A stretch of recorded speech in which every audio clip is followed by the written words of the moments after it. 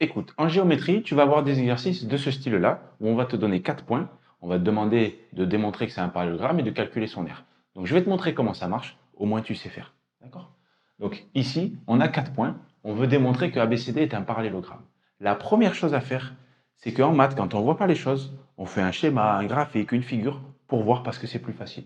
Regarde, un parallélogramme, c'est un truc du style, on va dire comme ça. On va mettre A, B, C, D. Alors, pour démontrer que c'est un parallélogramme, il faut que tu prennes deux vecteurs opposés. Alors, opposés, c'est par exemple celui-ci et celui-là. Mais ce vecteur, c'est le vecteur AB, et le vecteur là-haut, c'est le vecteur DC. Et en fait, faire une figure, ça te permet d'éviter de faire l'erreur. En général, tu inverses les lettres, ou ici ou là. Du coup, c'est pour ça que faire une figure, c'est plus facile. D'accord? Donc nous, il faut qu'on montre que ces deux vecteurs sont égaux. Mais les coordonnées d'un vecteur, je ne sais pas si tu te rappelles de la formule, je te la remets ici au cas où. La formule pour le vecteur AB, c'est xb moins xa et yb moins yk. Donc, xb moins xa. Ici, ça nous donne 0 moins 2. D'accord? Et les ordonnées, 4 moins 1. Donc ici, ça fait quoi? 0 moins 2 moins, ça fait plus 2. 4 moins 1, 3. OK. DC, pareil, même formule. Tu vas faire xc moins xd, et pareil avec les ordonnées, yc moins yd. Donc xc moins xa, 3 moins 1, 3 moins 1. Pareil avec les ordonnées, 5 moins 2, 5 moins 2. 3 moins 1, 2, 5 moins 2, 3. On a la même chose?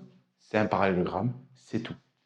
Donc, tu fais juste une phrase de conclusion en disant, voilà, AB égale DC, donc c'est un parallélogramme. D'accord? Moi, je te donne que la méthode. À la rédaction, tu t'adaptes à celle de ton professeur. Ok, ça, c'était pour la question 1. Pour la question 2, pour calculer son aire, c'est très simple. Tu prends deux vecteurs côte à côte, ce que tu veux. Donc, par exemple, AB et AD, ou tu prends BA et BC, tu prends CD et CB, tu prends deux vecteurs côte à côte, ce que tu veux. Franchement, fais-toi plaisir, d'accord? Donc, moi, je sais pas, j'ai envie de prendre AB et AD. D'accord? Ces deux vecteurs-là. AB et AD. Donc, AB, on le connaît, c'est facile, donc c'est 2, 3. AD, qu'est-ce que ça vaut? Bon, ben lui, on ne l'a pas calculé, donc on va le calculer. AD, c'est donc les formules, c'est XD moins XA, donc 1 moins 2, et les ordonnées 2 moins 1. 2 moins 1. Donc ça, 1 moins 2 moins plus, 1 plus 2, 3. 2 moins 1, 1. OK. Maintenant que tu as tes deux vecteurs, toi, tu vas calculer ce qu'on appelle le déterminant de ces deux vecteurs-là. Donc du vecteur AB et du vecteur AD. OK. Donc, en gros, ce qu'on veut calculer, c'est le déterminant du vecteur 2, 3, 2, 3, et du vecteur 3, 1. 3, 1. OK. On veut calculer ça. Alors, il y a une formule dans ton cours, je te la mets là-haut. La formule, c'est xy' moins yx'. En fait, qu'est-ce que ça veut dire?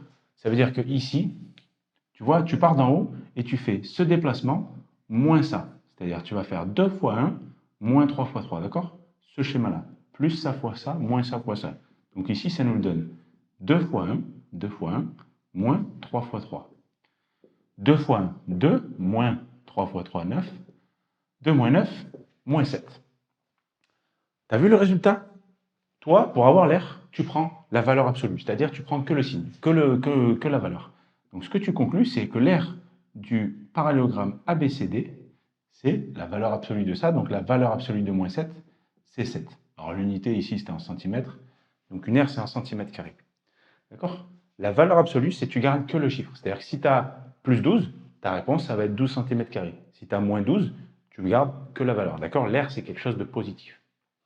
C'est aussi simple que ça. Si tu fais ça, ça marche. Alors maintenant, à toi de jouer.